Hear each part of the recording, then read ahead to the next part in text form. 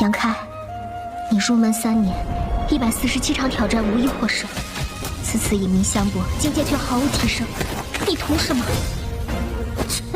软柿子，随便你。废物，还是早点逐出师门为好。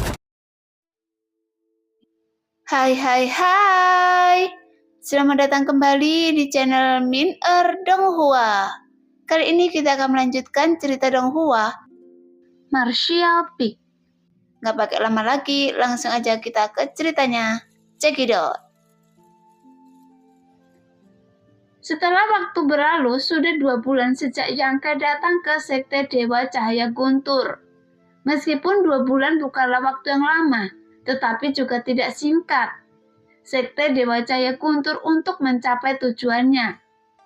Melalui periode penyelidikan ini, dia menemukan bahwa Sekte Dewa Cahaya Guntur juga memiliki banyak aktivitas mencurigakan, yang membuat Yangke sedikit gelisah. Setelah Jiming kembali dari membayar ramuan ke altar umum sekte untuk kedua kalinya, dia melaporkan pesan kepada Yangke. Penatua Duan ingin mengundang Anda ke altar umum. Oh, Yangke mengangkat alisnya. Ada apa? Penatua Duan tidak mengatakan apa-apa. Jiming menggelengkan kepalanya. Dia hanya mengatakan bahwa Anda harus pergi ke sana secepat mungkin.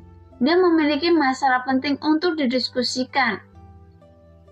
Ya, saya mengerti. Yangke mengangguk.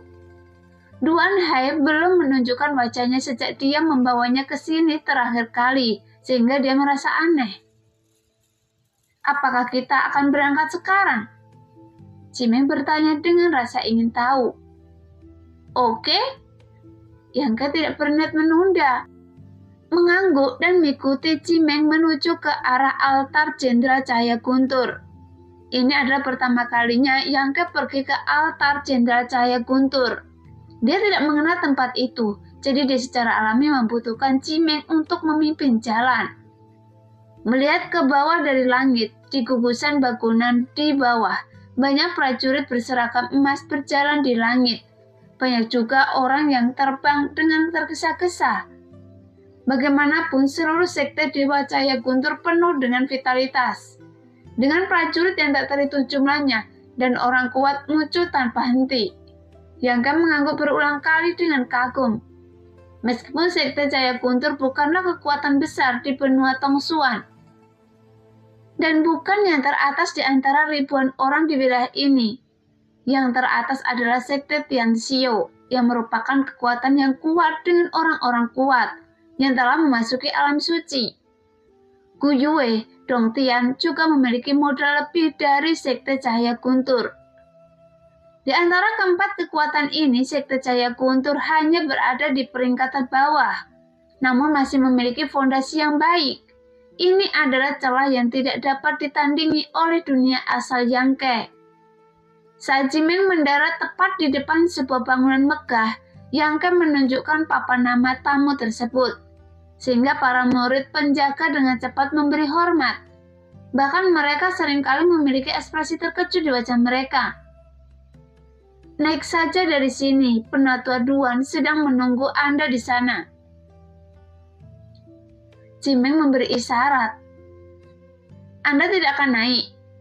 Tanya Yangke dengan serius. Saya tidak memenuhi syarat untuk masuk. Mendengar itu, Yangke sedikit mengangguk. Kalau begitu, tunggu saya di sini sebentar dan kita akan kembali bersama nanti. Oke. Jimeng menjawab dengan gembira. Setelah menaiki tangga untuk waktu yang lama, Yangke datang ke aula utama. Membuka pintu dan Yangke masuk. Duan Hai sedang menunggu di dalam. Ketika dia melihat Yangke tiba, dia segera tersenyum dan berdiri untuk menyambutnya. Penatua Duan. Yangke menyapa dengan tangan ditangkupkan. Yangke King, saya tidak bertemu dengan Anda selama 2 bulan. Bagaimana kabar Anda? Tidak buruk, jawab Yangke ringan. Apakah murid sekte saya melayani Anda dengan penuh perhatian? Jika Yangke King tidak puas dengannya, saya dapat menggantinya untuk Anda, yang pasti akan memuaskan Anda. Tidak perlu, Jimeng baik-baik saja. Yang Ke menggelengkan kepalanya. Itu semua terserah pada Anda. Duan He tersenyum lebar dan meminta Yang Ke untuk duduk. Semua murid menawarinya teh. Setelah minum sebentar, Yang Ke bertanya, "Saya ingin tahu apakah Penatua Duan meminta saya untuk datang ke sini kali ini. Saran apa yang Anda punya?" "Saya tidak berani menganggapnya serius." Duan He melambaikan tangannya dengan ekspresi rendah hati. "Tidak ada yang masalah dengan kali ini, tapi saya akan mengobrol dengan setiap tamu setelah mereka datang ke sekte kami." Yang Ke tanpa acuh tak acuh, mengetahui bahwa pihak lain sedang berusaha menjalin hubungan dengannya dan membangun persahabatan. Ini juga merupakan metode yang digunakan oleh semua kekuatan untuk memenangkan hati orang-orang. "Saya mendengar Yang Ke King berkata sebelumnya bahwa Anda tidak bisa tinggal dalam sekte Dewa Cahaya Guntur saya secara permanen. Dapatkah saya bertanya, apakah Yang Ke King memiliki sesuatu yang penting untuk dilakukan?" Duan He bertanya sambil tersenyum. "Jika terjadi sesuatu, Yang Ke King dapat melakukan apa saja. Jangan sopan untuk bertanya. Katakan saja dan sekte dewa saya pasti akan membantu Anda." "Jika itu masalahnya, saya tidak akan sopan." Yang Ke terkekeh. "Itu yang terbaik." Duan He mengangguk ringan. Yang Ke King juga mengatakan sebelumnya bahwa ketika saatnya tiba, Anda akan meminta bantuan sekte saya. Apakah waktunya sudah tepat? Yang Ke menggelengkan kepalanya. "Saya mengerti." Duan He tertawa terbahak-bahak. Sepertinya Yang Ke King tidak terlalu bernostalgia dengan sekte saya dan tidak memiliki niat untuk menjadi anggota dan bahkan memiliki rasa tidak percaya. Yang Ke menekan kening, menatap Duan He dalam-dalam, dan dia mau tidak mau menjadi sedikit waspada karena kata-kata Duan He memiliki makna yang dalam. "Jika memungkinkan, saya sangat berharap Yang Ke King dapat bergabung dengan sekte saya dan menjadi anggota sekte saya." Duan He tiba-tiba tampak serius. "Namun, Yang Ke King sepertinya tidak memiliki niat seperti itu, tapi saya bisa tidak sabar untuk mencari tahu rahasia tentang Anda." Setelah mengatakan ini, dia dengan ringan menginjakkan kakinya ke tanah. Tiba-tiba dengan Yang Ke sebagai pusatnya, garis formasi menyala di tanah sekitar. Garis formasi ini menyusut dengan cepat dan mengalir ke tubuh Yang Ke. Merasakan itu, Yang Ke tiba-tiba berubah warna dan dengan cepat mengedarkan energi aslinya. Tetapi begitu energi sejati bergerak, meridian teratas sangat sakit, seolah-olah digerogoti oleh miliaran semut, daging, dan darah di sekujur tubuhnya, tidak bisa menahan gemetar. Dan kekuatan yang baru dikumpulkan langsung runtuh. "Penatua Duan, apa maksudnya ini?" Yang Ke tidak menunjukkan kepanikan sama sekali. Menatap Duan He dengan wajah dingin, sambil memeriksa situasinya sendiri. Duan He menggelengkan kepalanya karena kecewa. Dengan ekspresi ragu-ragu di wajahnya, dia berkata dengan keras, "Maaf Yang Ke King, faktanya saya tidak ingin melakukan ini. Seorang alkemis tingkat spiritual seusia Anda juga sangat menarik bagi sekte saya, dan itu juga merupakan kekayaan yang sangat besar. Tetapi sayangnya, Anda tidak memiliki niat untuk bergabung dengan sekte saya. Saya percaya bahwa sekeras apapun saya berusaha, saya tidak akan mampu memenangkan hati Anda." Mendengar itu, Yang Ke tertawa. "Penatua Duan, saya tidak melakukan apapun yang merugikan sekte Cahaya Guntur, kan? Anda benar-benar tidak melakukannya. Seperti yang saya katakan, saya tidak berdaya melakukan ini." Duan He menggelengkan kepalanya dengan berat. Mata Yang Ke berkedip. Meskipun dia tidak ingin memahami alasannya, itu adalah fakta bahwa dia jatuh ke dalam perangkap orang lain. Adapun alasan mengapa dia datang ke sekte Cahaya Guntur sepenuhnya karena Tuan Du. Jadi dalam masalah ini apakah Tuan Du terlibat? Sambil berpikir seperti ini, Yang Ke mengalihkan pandangannya ke layar di belakang Duan He dan berkata dengan dingin, "Bisakah teman ini keluar dan menemui saya? Tidak ada gunanya menyembunyikan kepala Anda dan menunjukkan ekor Anda." Dia samar-samar merasa bahwa perubahan sikap Duan He yang tiba-tiba ada hubungannya dengan pria yang bersembunyi di balik layar. Suki terkejut ketika mendengar ini. Dia tidak menyangka intuisi pihak lain begitu tajam. Setelah melihat wajah Suki dengan jelas, Yang Ke tiba-tiba mengerti, karena dia pernah melihat orang ini sebelumnya. Dia termasuk di antara sekelompok orang yang mengejar pria pembawa peti mati di luar kota api. Li Gudoou. Pantas saja Yang Ke merasa nama sekte Cahaya Dewa Guntur sudah tidak asing lagi baginya. Ternyata dia pernah mendengar Yun Xuan memperkenalkannya kepadanya sebelumnya. Pada saat ini Yang Ke tiba-tiba menyadari akar segalanya terletak pada pembawa peti mati. "Ya, saya mengerti." Yang Ke tersenyum pahit. Benua Tong Xuan sangat besar. Dia tidak menyangka bahwa dia akan menjadi sasaran setelah dia keluar dari dunia Xiao Xuan.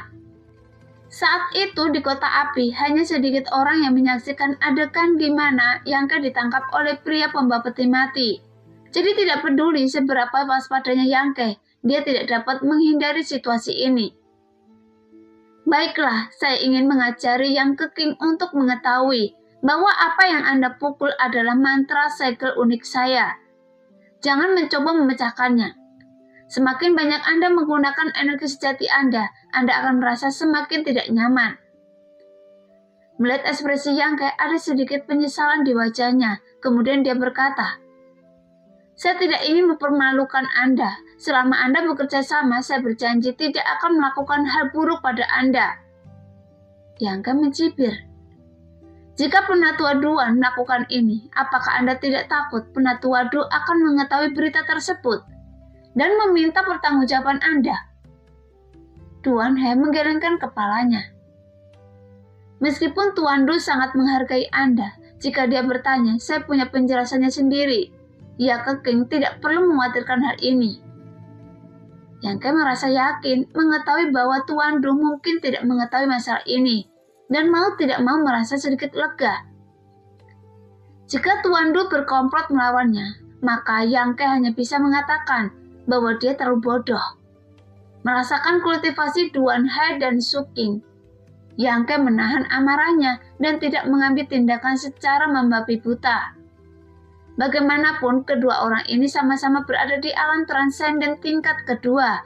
Bahkan jika Yang Ke mengerahkan seluruh kekuatannya, dia tidak dapat lepas dari tangan mereka. Terlebih lagi, ini adalah altar utama dari sekte Dewa Cahaya Guntur, dengan master yang tak terhitung jumlahnya, dan dia telah dikutuk untuk menyegel esensi sebenarnya. Jadi jika Yang Ke mengambil tindakan secara membabi buta, itu hanya akan memperburuk situasi. Bolehkah saya bertanya, mengapa Penatua Duan menunggu hingga hari ini untuk mengambil tindakan terhadap saya? Anda dapat mengambil tindakan ketika saya datang ke sini. Yang Ke memutuskan untuk menunda waktu, mencoba mencari tahu apakah ada peluang untuk melarikan diri. Duan He berkata tanpa daya. Duan berkata bahwa saya hanya optimis terhadap Anda dan tidak ingin melakukan apapun terhadap Anda. Selain itu, Tuan Du juga memberitahu saya bahwa Anda memiliki dukungan yang sangat kuat. Namun setelah 2 bulan observasi dan penyelidikan, saya mengetahui bahwa cepat atau lambat Anda akan pergi dan Anda bukan hanya anak-anak dari negeri terpencil, seperti yang dikatakan Tuan Du. Jadi, Penatua Duan yakin?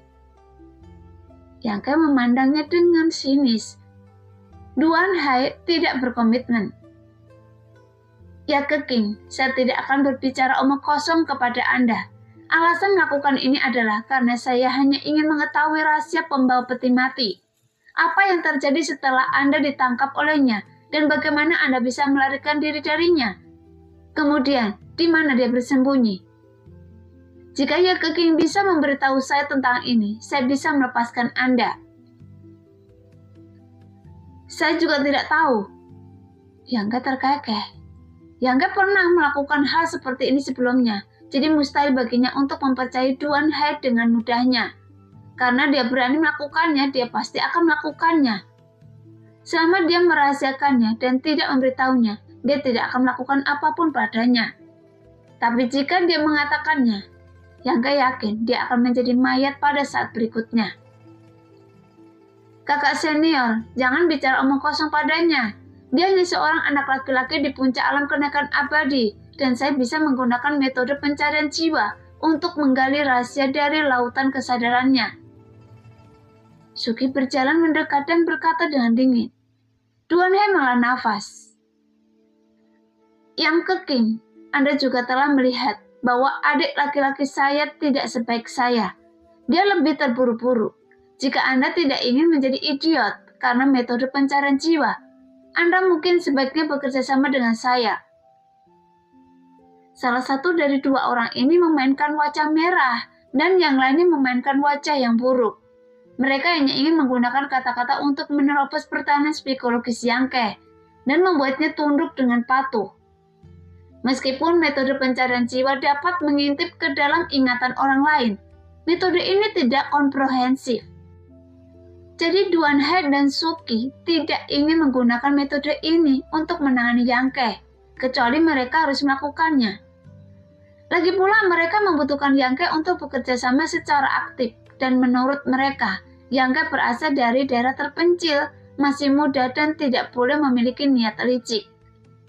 Namun setelah konfrontasi diketahui bahwa anak ini sebenarnya adalah kacang yang sulit dikunyah. Dia tidak mau makan tulang lunak atau keras. Dan dia tidak mau makan minyak atau garam. Tidak peduli bagaimana mereka memaksa dan memikatnya, Yang Ke tetap menyimpannya rahasia pria pembawa peti mati dan tidak akan pernah mengungkapkannya. Bagaimanapun Duan He mengatakannya sebenarnya, dia tidak ingin menyinggung seorang alkemis dengan masa depan cerah. Jika memungkinkan, dia masih berharap untuk menyerap Yang Ke dalam sekte Cahaya Guntur. Selama Yang Ke bergabung, Duan He akan memiliki banyak kesempatan untuk mengorek informasi darinya. Namun setelah menyadari bahwa Yang Ke tidak memiliki ambisi seperti itu, Duan He segera mengambil tindakan. Lagi pula Yang Ke akan pergi cepat atau lambat, dan dia tidak akan pernah bisa dimanfaatkan oleh sekte Dewa Cahaya Guntur. Jadi tidak masalah jika dia menyinggung perasaannya. Mengapa Anda mencari pembawa peti mati? Manfaat apa yang bisa Anda peroleh darinya? Yang Ke memandang Duan He dan bertanya dengan ringan.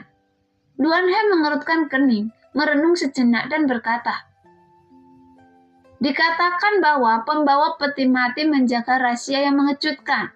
Siapapun yang dapat memahami rahasia ini, mereka dapat mengendalikan kekuatan yang sangat besar. Yang Ke terkekeh. Meskipun Duan He tidak tahu rahasia apa yang dijaga pembawa peti mati, dia benar. Bagaimanapun klan iblis kuno memang merupakan kekuatan yang sangat besar. Namun ras ini tidak bisa diperbudak oleh siapapun. Jika Yang Ke King tahu, bisakah Anda memberitahu saya sesuatu? Duan He menoleh dengan mata terbakar. Yang Ke menggelengkan kepalanya. Anda bertanya pada orang yang salah. Saya benar-benar tidak tahu. Kakak senior! Suki jelas kehilangan kesabarannya dan berteriak, menatap Duan He dengan penuh rasa ingin tahu. Duan He mengangguk sedikit dan berkata dengan serius. Yang Ke King, saya tersinggung. Suki berjalan mendekat dan senyum sinis dan berkata dengan suara dingin. Jika Anda tidak minum roti panggang, Anda harus minum anggur sebagai hukuman. Setelah saya menggunakan metode pencarian jiwa ini, Anda mungkin akan trauma dan menjadi idiot. Jadi berdoalah sendiri. Yang Ke menunjukkan ekspresi panik pada saat yang tepat, dan ekspresi Suki menjadi semakin bangga saat melihatnya. Berjalan di depan Yang Ke, Suki membuka tangan besar, menutupi bagian atas kepala Yang Ke, dan kekuatan kesadaran yang kuat melonjak dengan hebat. Dalam sekejap, ekspresi Yang Ke berubah. Dia awalnya mengira ini adalah kesempatan bagi pihak lain untuk membatasi energi aslinya. Tetapi dalam konteks kekuatan spiritual, Yang Ke yakin bahwa dia tidak akan kalah dengan siapapun. Selama jiwa Suki berani menerobos lautan kesadarannya, Yang Ke dapat membuatnya membayar harga dengan nyawanya. Bagaimanapun mata iblis penghancur dunia milik Dewa Iblis besar, bahkan tidak dapat dilawan oleh mereka yang telah masuki alam suci. Apalagi Suki. Ini melampaui tingkat kedua alam transenden. Jika dia dapat membunuh Suki dan menggunakan transformasi iblis untuk melawan Duan Hai yang berada di alam transenden, Yang Ke agak yakin bahwa dia dapat melarikan diri dari sini. Tetapi ketika Suki mengambil tindakan, dia menemukan bahwa jiwa pihak lain tidak mengalir ke lautan kesadarannya. Sebaliknya, kekuatan kesadaran Suki terjalin bersama, membentuk pusaran yang tidak terlihat, dan menghasilkan kekuatan daya tarik yang sangat besar, merobek kesadaran Yang Ke dari pikirannya. Segera di lautan kesadaran, tiba-tiba ombak bergulung dengan dahsyat dan menjadi sangat tidak stabil. Kemudian rasa sakit yang tak terlukiskan melewatinya, dan wajah Yang Ke berubah menjadi ganas dalam sekejap. Dengan pembuluh darah di dahinya terbuka, dan tulang di tubuhnya mengeluarkan suara berdentang, karena rasa sakit jiwa ribuan kali lebih kuat dari rasa sakit di tubuh. Hah? Suki juga sedikit terkejut dan mencibir. Jangan mencoba melawan, semakin Anda melawan semakin tidak nyaman bagi Anda. Jadi lepaskan saja pertahanan spiritual Anda dan biarkan saya mengeluarkan ingatan Anda. Dan Anda tidak perlu menanggung rasa sakit seperti itu. Tampaknya ada kekuatan tak kasat mata dalam kata-katanya, mendorong Yang Ke untuk bertindak sesuai dengan niatnya. Menyadari hal ini, Yang Ke menjadi semakin berhati-hati. Keras kepala. Suki sangat marah dan meningkatkan keluaran kekuatan spiritualnya, dan kekuatan terikatnya menjadi lebih kuat. Meskipun kesadaran Yang Ke sebanding dengan alam transenden, masih ada celah antara dia dan Suki. Ada Duan Hai di sampingnya yang mengawasinya. Jika kebuntuan terus berlanjut seperti ini, cepat atau lambat dia akan berhasil. Memikirkan hal ini, Yang Ke tiba-tiba melepaskan perlawanannya, dan kekuatan spiritualnya tiba-tiba meledak, berubah menjadi serangan tak terlihat, dan bergegas menuju Suki.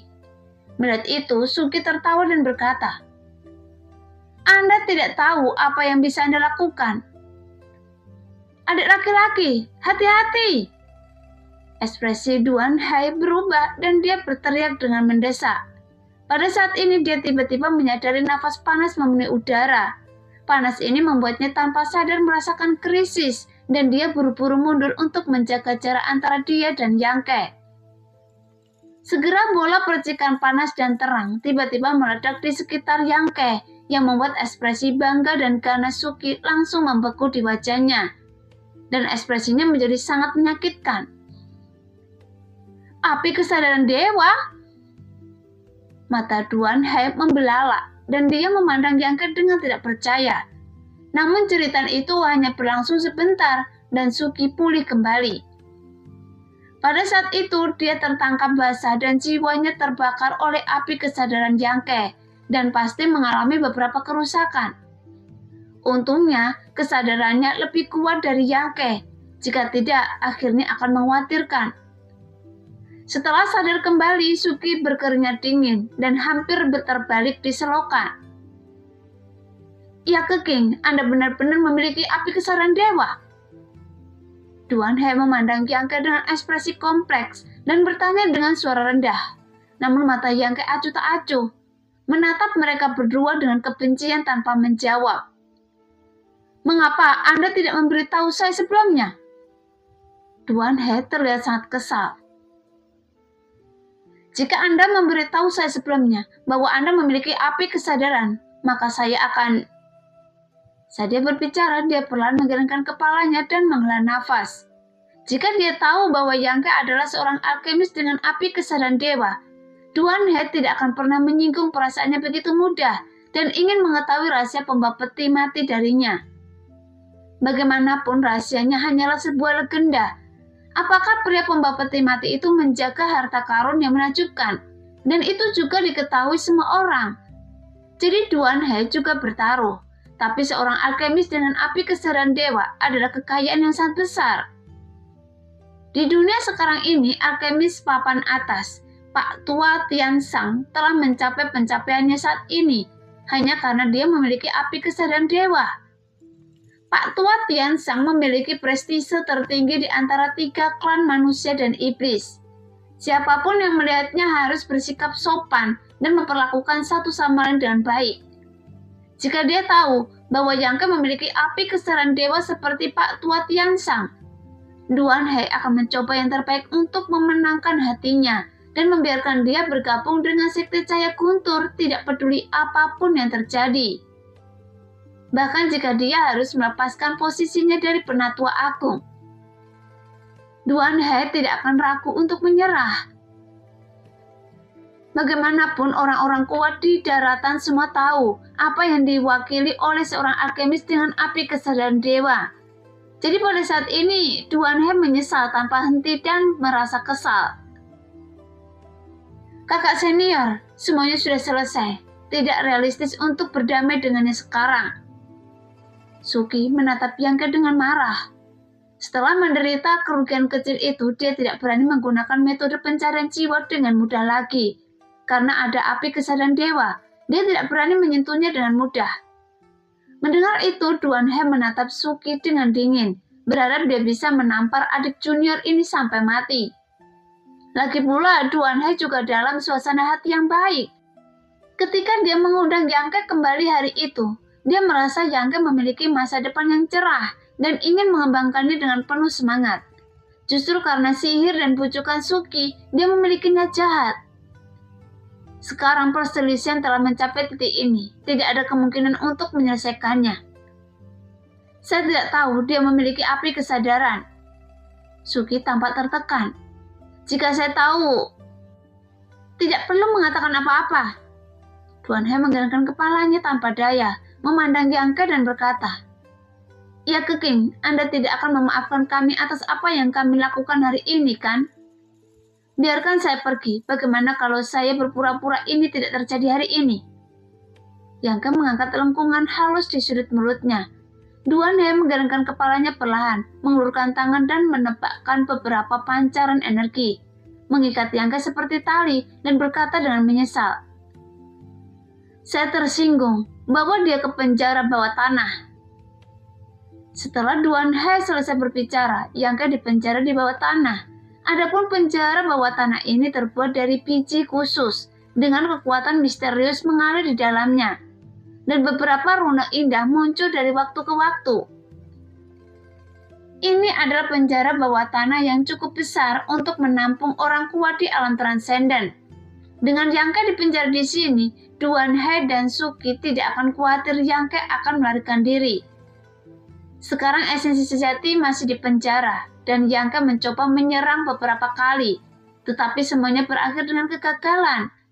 Dan setiap kali dia menggunakan esensi sejati, rasa sakit di sekujur tubuhnya sangat menyakitkan, hingga tak tertahankan.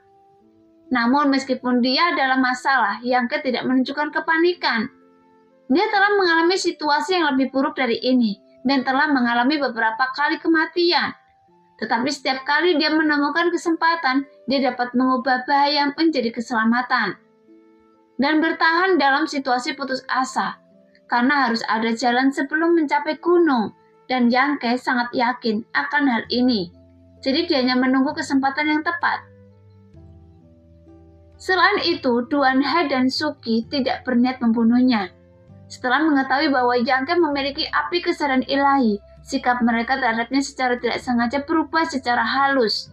Dan Yang Ke khawatir mereka tidak tahu harus berbuat apa sekarang.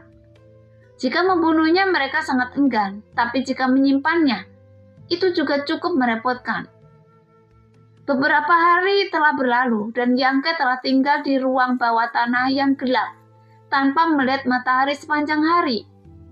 Pada hari ini, dengan suara yang keras, pintu ruang bawah tanah terbuka, dan cahaya masuk.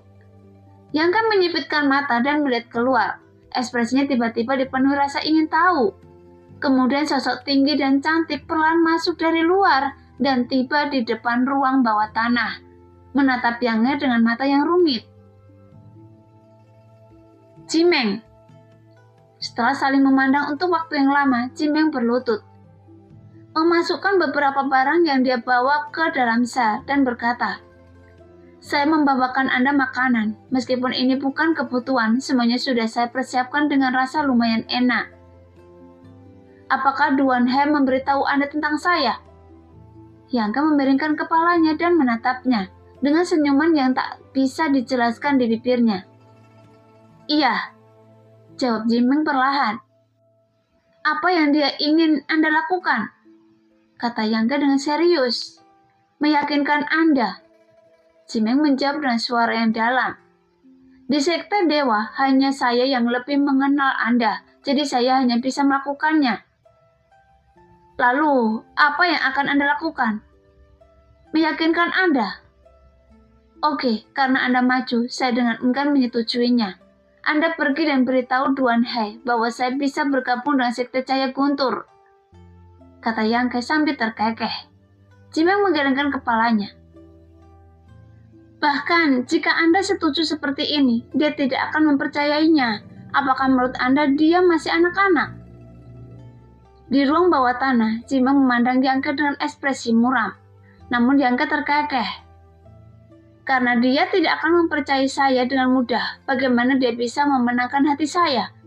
Saya bisa menyetujui persyaratan apapun yang dia inginkan sekarang, tapi selama saya pergi dari sini, dia akan menyesalinya." "Iya, jadi saya harus bekerja keras untuk memastikan bahwa Anda tidak mengingkari janji Anda." Jimeng memaksakan senyum. "Saya adalah murid sekte Dewa Cahaya Guntur, jadi salahkan saya." Yang memandangnya dengan ringan. Jimeng sebenarnya tidak punya posisi untuk menyalahkan, tapi dari sudut pandangnya sendiri, wanita ini juga merupakan musuh yang tidak terlihat, dan Yang tidak pernah berbelas kasihan saat dia menghadapi musuh. Merasakan dinginnya Yang, Jimeng merasa pahit di hatinya. "Mengapa Anda begitu ngotot?" "Meskipun saya tidak tahu apa yang diinginkan penatua Duan dari Anda, selama Anda bersedia bekerja sama, dia pasti tidak akan memperlakukan Anda sangat buruk. Penjara dia bisa membunuh dan tidak menyiksa Anda, tapi dia tidak melakukannya, dan itu menunjukkan ketulusannya." "Itu memang tulus." Yang mencibir. "Bisakah Anda berkompromi saja? Selama Anda berkompromi, itu akan baik untuk Anda." Penatua Duan membujuk saya dengan lembut. Suara Jimeng terus keluar. "Apakah itu juga baik untuk Anda?" Yang terlihat lucu. "Duan He pasti menjanjikan Anda banyak keuntungan, kan?" Jimeng tidak menjawab. Sebaliknya, dia mengeluarkan botol giok hijau zamrud dari tangannya dan membuka mulut botol. Kemudian kabut putih yang terlihat dengan mata telanjang keluar dari mulut botol. Segera Jimeng meniup dengan lembut dan kabut putih dengan cepat mengalir ke ruang bawah tanah dan memenuhi sekeliling Yang. Yang memandangnya dengan waspada dan menahan nafas. Namun kabut putih masih menembus tubuh melalui pori-porinya, sehingga Yang merasa ada yang tidak beres. Aliran darahnya semakin cepat, detak jantungnya lebih kuat dari sebelumnya, dan bahkan ada sedikit suara melankolis di benaknya. Saat ini, Jimeng tersipu dan menjelaskan. "Ini adalah kabut 7 emosi dan 6 keinginan yang dianggap sangat kuat." "Apa yang ingin Anda lakukan?" Yang tertawa. "Anda tidak ingin Tuan memaksakan busurnya, kan?" Seorang wanita secantik bunga dan batu giok menggunakan teknik pesona pada dirinya sendiri adalah cerita yang aneh selama berabad-abad. "Ya," kata penatua Duan, "selama saya bisa memberi Anda seorang anak, Anda bisa keluar dari sini." Jimeng memandang Yang dengan samar. Mendengar itu, ekspresi Yang menjadi gelap, dan dia langsung memahami niat jahat Duan He. Dia tahu dia tidak bisa mengendalikan Yang, jadi dia menggunakan metode kotor seperti itu. Karena racun harimau tidak memakan bijinya, jadi selama Yang memiliki ahli waris dan dipegang di tangannya, dia tidak akan takut Yang tidak menyerah. Padahal siklus investasinya sangat panjang, tapi dia mampu menunggu. Dalam sekejap, kabut putih yang memenuhi sisi Yang terserap seluruhnya oleh tubuhnya. Lambat laut, mata Yang memerah. Nafasnya menjadi sedikit berat dan dia menatap Cimeng di luar pintu penjara dengan mata terbakar dan penuh agresif. Ditatap olehnya seperti ini, Cimeng merasa sedikit malu, menggeliat dan merasa tidak nyaman. Tapi dia tidak bergerak terlalu banyak. Tunggu saja dengan tenang sampai obatnya bekerja. Apakah Anda menyukai saya? Sampai Anda bersedia mempercayakan hidup Anda kepada saya? Yang mencoba yang terbaik untuk tetap terjaga dan menatap Cimeng dengan dingin. Tidak bisa bilang, saya menyukai Anda. Cimeng perlahan menggelengkan kepalanya. Kami tidak terlalu akrab satu sama lain, tapi mempercayakan diri saya kepada Anda seharusnya menjadi pilihan yang terbaik. Anda adalah seorang alkemis dan memiliki masa depan yang cerah. Saya hanyalah murid biasa dari sekte dewa. Jika saya ingin maju, saya hanya bisa mengandalkan pria yang saya pilih. Anda terlalu banyak berpikir. Yang menyeringai.